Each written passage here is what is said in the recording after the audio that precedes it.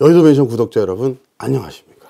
네, 형님 우리 몇 주 동안 2차 전지라는 주제를 가지고 계속해서 이야기를 해주셨어요. 이제 이쯤 돼서 전체적인 어떤 큰 주제? 이런 거 결론을 좀 내주세요. 그래, 우리가 또 계속 여의도 멘션에서 2차 전지만 할 수는 없으니까 요즘 2차 전지 주가가 주춤해서 마음 상한 분들도 많고, 또 이렇게 2차 전지 업체의 주가 주춤해서 투자 수익 우리가 좀 떨어지는 게 중요한 게 아니라 국가 경쟁력의 중요한 원천 산업 하나가 잘못하면 휘청이는 거잖아. 그렇죠. 산업만 가지고 있으면 언제든 주가는 또 오를 수 있어. 그래서 이제 그게 걱정돼서 그런 건데, 자, 그럼 결론을 하나 또 내야 돼. 근데 지난번에 얘기하고 나서 하나 말을 못한 게 있어. 아, 그래요? 1920년대 들어서 자동차 시장이 주춤하기 시작해서 외주 비중을 늘렸다고 했잖아. 네. 그런데 그때 또 주춤했던 이유 중에 하나가 세계대전 때야. 그래서 여러 가지 이유들로 인해서 자동차가 예전보다 이제 덜 팔리기 시작해. 그러니 방법이 뭐냐면 어떻게든 안 팔리니까 그 다음 선택하는 건 비용 절감이거든. 그런데 갑자기 차고문을 쑥 열었더니 재고가 이만큼 쌓여있고, 야, 이거 왜 이렇게 많이 사다 놨어? 사장하라면서요. 그래서 사장은 늘 딴소리 하는 거거든. 그 다음에 야, 그리고 이 창고 비용은 매달 임대료 얼마씩 내는 거야? 얼마씩? 미쳤네. 막 이 소리가 나오는 거야. 그래서 이거 도저히 안 되겠다. 그때 성찰을 한번 해. 거다가 또 자동차 모델 개수 자꾸 늘려가기 시작하니까 그 모델 늘리니까 보유해야 될 부품도 많죠. 더 많아지는 거지. 도저히 감당이 안 된다는 생각을 하게 된 거야. 그래서 이게 결국 코스트를 줄여야 우리가 뭔가 위기를 또 버틸 수 있는 역량이 생기는데, 근본적으로 코스트를 줄이는 방법은 뭘까 고민을 했다가 미국에서 처음 생각한 게, 입으로 얘기를 하면 바로 손으로 갖다 주는 이런 즉시 발주 시스템. 이거를 포드사에서 먼저 생각해. 포드사가 사실 그 기업가가 굉장히 어떻게 보면 악랄한 거야. 근로자들 맨날 반복적인 일 하게 해서 거의 미치기 직전에 이직하니까 급여나 좀 올려주면서 돈 많이 주는데 계속 안 해? 이거 하고. 그 다음에 그 외주업체들 집중화 시켜놓고, 그리고 나서도 어떻게 했다?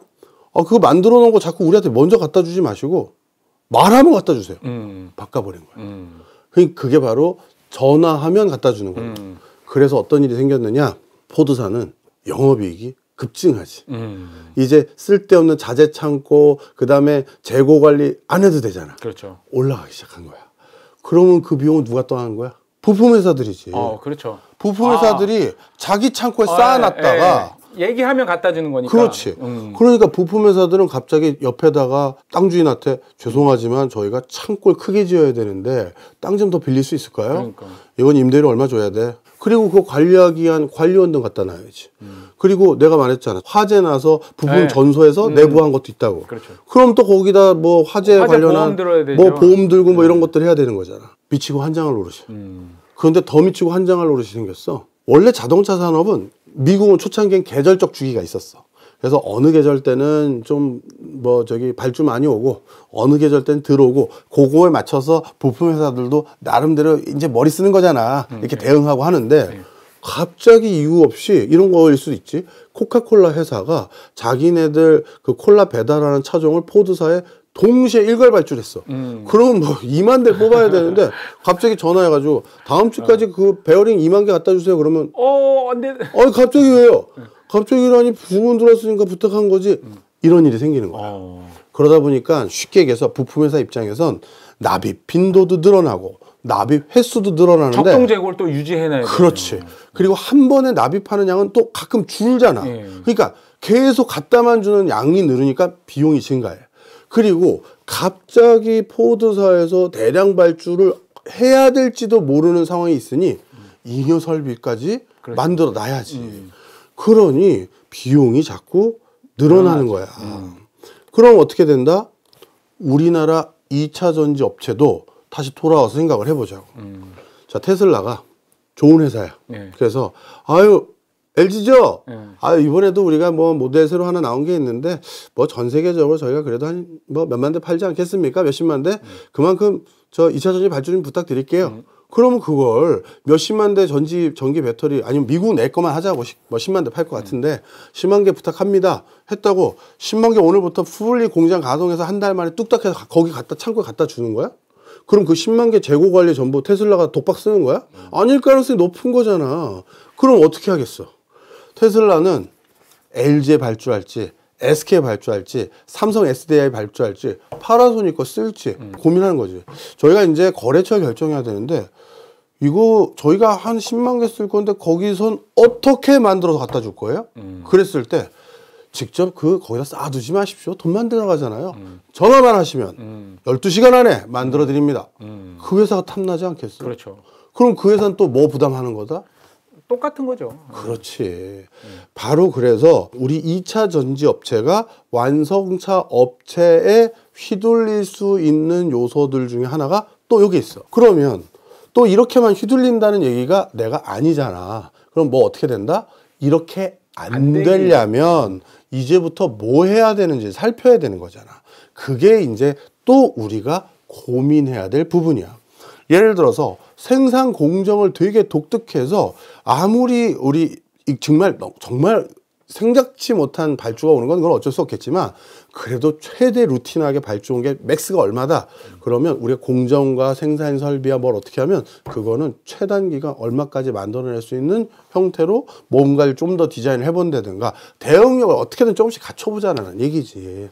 바로 그런 부분에 대한 고민도 해야 된다. 자, 그 다음에 여기서 좀 중요한 힌트가 하나 있어. 부품사에게 전화해서 바로 갖다 달라고 하는 회사들이 많을 텐데 그럼 그 부품 회사들이 대부분 어디 근처에 있어야 돼?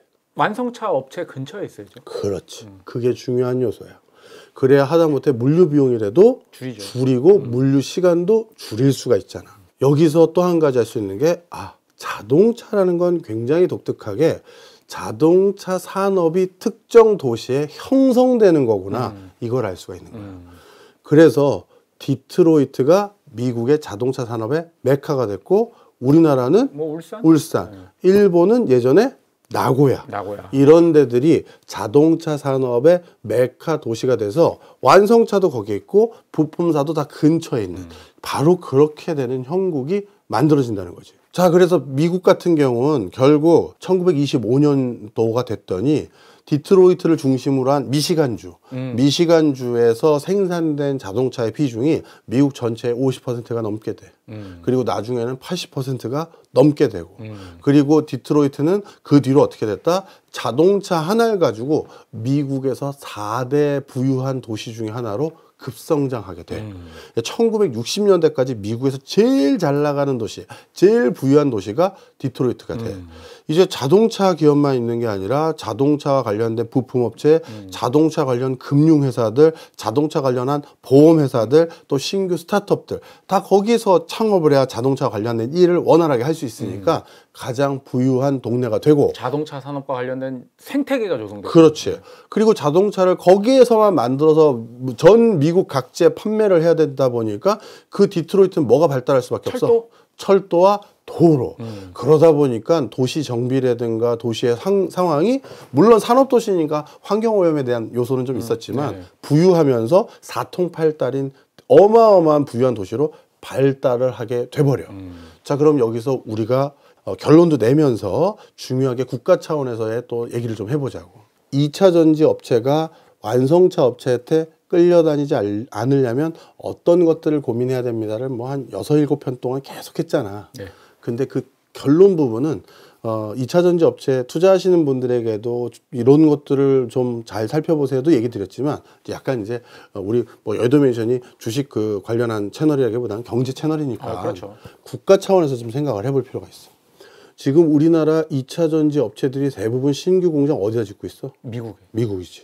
LG 에너지 솔루션 6개, SK온 6개, 삼성 SDI가 뭐 2개 확정해 놓은 걸로 있고 뭐 2개 더 검토한다 뭐 이렇게 들리기도 하는데 그러면 자동차라는 건 도시에서 생산하는 건데 그럼 그런 도시들이 대부분 어디에 점점 형성돼 가고 있다는 거야? 미국이지. 그러면 그 다음 퀘스천 마크네? 우리나라는요? 이 고민이 들어가는 거야. 만약에 자동차와 관련돼서 우리가 2차 전지 회사가 자동차 인더스트리의 가장 앵커가 되면 그럼 어떻게 되냐? 그러면 우리 앵커 공장들 다 어디가 있다? 미국에. 그럼 미국이 자동차 산업을 가져가는 거네. 그리고 완성차 업체들이 예를 들어서 뭐라고 할까 헤게모니를 갖는다 하더라도 미국의 자동차 완성차 메이커 지네 원래 메이커에다가 테슬라에다가 신규 강자들 생길 거 아니야. 그러면 그래도 2차 전지 업체들은 그 근처에다 공장 지었으니까 거기에 또 앵커가 되는 거지. 그렇죠. 그럼 우리나라는? 이게 문제인 거야. 결국 이러면 안 되거든.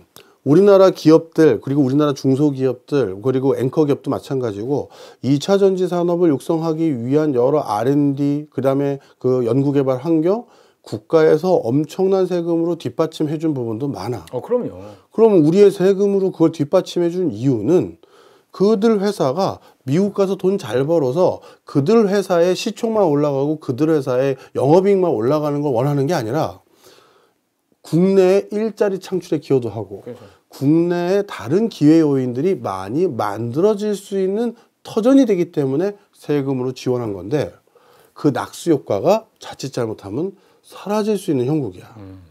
특히 안타까운 게 그 우리나라 2차 전지 업체들이 미국에 공장 짓고 있는 게 전부 다 기가급 팩토리로 다 규모감 있게 짓고 그렇죠. 있는데 그것들이 만약에 미국에서 안 지어지고 우리나라에서 지어졌으면 야 생각만 해도 뭐 어마어마하죠. 그럼 우리나라 뭐 지금 뭐 지역 경기가 이렇게 안 좋다는 소리가 나왔겠어. 사실 들썩들썩 됐다라고 해도 과언이 아닐 텐데. 배터리 완성 업체뿐만 아니라 뭐 에코모 그룹도 미국에다 맞아. 공장을 짓잖아요. 맞아. 그런 것들 다 어떻게 보면 국내에 더 많이 지을 수도 있고 그럼 국내에 일자리 창출에도 기여하고 그럼 국내에 다시 돈 번 청년들 많아지면 그들이 또 소비활동 적극적으로 해줄 거니까 내수 진작되고 이 연결고리가 지금 깨어져만 가고 있어. 그런데 2차 전지를 우리가 바라보는 것이 단순히 그냥 우리나라 2차 전지 기업들 잘 나가면 좋겠다 그렇게 단편적으로 생각하지 말고 그 잘 나가는 터전이 우리나라가 될 수 있도록 환경 구축을 고민을 많이 해야 돼. 이게 참 조심스러운 발언인데 예전에 대우자동차 있잖아. 대우자동차가 미국에 수출됐을 때 내가 대우자동차에 근무하고 계신 옛날 학교 대학 선배 중에 한 분에게 들었어. 미국에서 대우자동차나 이런 외국 자동차 업체들에게 미국 경기 안 좋았을 때 니들 자동차 수출을 허용해 줄 테니까 여기서 생산하고 여기서 공장 지어. 이걸 많이 한 거예요. 그런데 우리나라는 또 완성차 되는 국내에서 어딘가 생산하도록 벌써 산업단지 조성한다 보조금 줬고 다 했을 거 아니야. 그렇죠. 그래서 잠깐 동안 그런 적이 있었대요. 우리나라에서 대우자동차를 다 완성품 만들어서 자동차 저 배에 실어가지고 미국 보냈을 거 아니야. 거기서 그걸 다시 분해.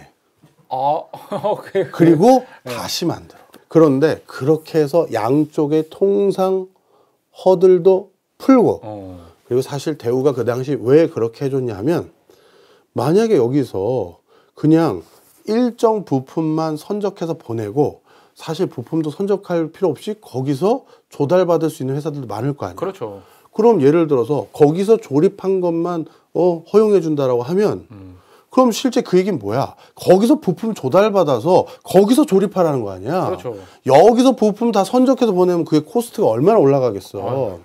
그래서 결국 생각해낸 게 한국에서 자동차 산업의 생태계는 유지를 해야 되고 갖다 팔긴 해야 되고 그럼 여기서 다 완성해서 태워서 다시 분해해서 다시 조립하는 부분도 설마 하나하나 다 분해하진 않았겠지. 그렇게 하진 않았겠죠. 몇 가지만 이렇게 띄었다 붙였다 했겠지. 근데 그런 적도 있었다는 비하인드 스토리를 야살해서 근데 그 형님이 뭐 헛소리하는 그런 성품은 아니래서 그런 적도 있었다는 거야. 나는 그런 것도 산업에 어떻게 보면 여기 생태계를 유지 관리하기 위해선 필요하다고 봐. 그리고 정부나 아니면 뭐라고 해야 될까 지자체나 아니면 우리나라 뭐라고 해야지 현대자동차와 맞물림이 있는 다른 회사들은 차라리 우리나라 내부에서 현대차의 전기자동차나 그리고 그 전기자동차 사면 현대차 아니니까 우리나라 배터리 3사 중에 삼성 SDI 가능성이 많구나. 둘이 요즘 손붙잡고 많이 다니더라고. 이재용 부회장하고 정 부회장이. 하여튼 그렇게 해서 자꾸 이 생태계가 여기서 유지될 수 있도록 중국이 지금 그거 하잖아. 네, 그렇죠. 무조건 해야 돼. 무조건 해야 돼. 나는 그렇게 생각하고 외국에다가 우리 방위산업 같은 거 수출할 때 선심으로 뭐 해줘야 되는 거 있잖아. 그렇죠. 그쪽에서 아니 니네 탱크 사준데 뭐 애누리 없어? 그럴 때 현금 지원이나 이런 거나 뭐 다른 거 말고 어떻게든 뭐라도 지원해주면 좋은 거잖아. 이렇게 하시죠. 저희가 전기자동차로 전부 다 그쪽 광고소 차량 다 바꿔드릴게요. 하면서 그 현금 지원하거나 깎아줄 걸 전기자동차 우리나라 기업들에게 발주해서 그렇게 그것까지 보내면서 어떻게든 해야 돼. 아, 형님이 이런 말씀까지 하시니까 왠지 이거 WTO 체제가 좀 약해지고 있다, 이런 좀 블록화되고 있다, 그런 느낌이 많이 들어요. 그런 상황이야. 네, 어마어마한 우리도 어쩔 상황이야. 수 없잖아요. 그렇지. 지금은 적자 생존이에요. 그러다 보니까 저는 어떻게 보면 되게 위험천만한 발언이기도 하지만 이런 게 저는 필요하다고 생각합니다. 아, 결론을 그렇게 내리시는군요. 그렇지. 그리고 또 어느 순간인가 또 미국이 지금도 그렇지만 말 바꿔. 뭐 거기 가서 뭐 해주면 보조금 준다고 해서 나갔는데 그렇죠. 싹 말 바꿔. 그러면 그때 다시 돌아오기 수월한 형태로 공장을 짓는다. 이것도 뭐 가능한지도 모르겠지만. 아니, 모듈로 어떻게 이렇게. 뭐 모르겠어. 하여튼 우리 기업은요. 우리 땅 위에서 비즈니스 했을 때가 제일 안심이 되는 거예요. 그렇죠. 그래서 그거 꼭 잊지 말아 주셨으면 좋겠다. 이게 마지막 결론입니다. 2차 전지는 우리에게 선택이 아닙니다. 필수예요. 반드시 이 땅에서 육성해야 되고 지켜내야 되고 그걸 육성을 잘하기 위해서 우리나라 많은 개인 투자자들이 내존도 투자해 드릴 테니 동업해 드릴 테니 적극해 보십시오. 그렇게 도와드리고 있으니까 기업들도 반드시 성과 내서 투자자들에게도 기여 그리고 국가 경제에도 기여했으면 좋겠습니다. 2차 전지 이쯤 하고 이제 반도체로 넘어갈지 다시 부동산 좀 더 할지 요즘 또 부동산 고민 많으시더라고. 네, 그럼요. 고민 좀 해봅시다. 네.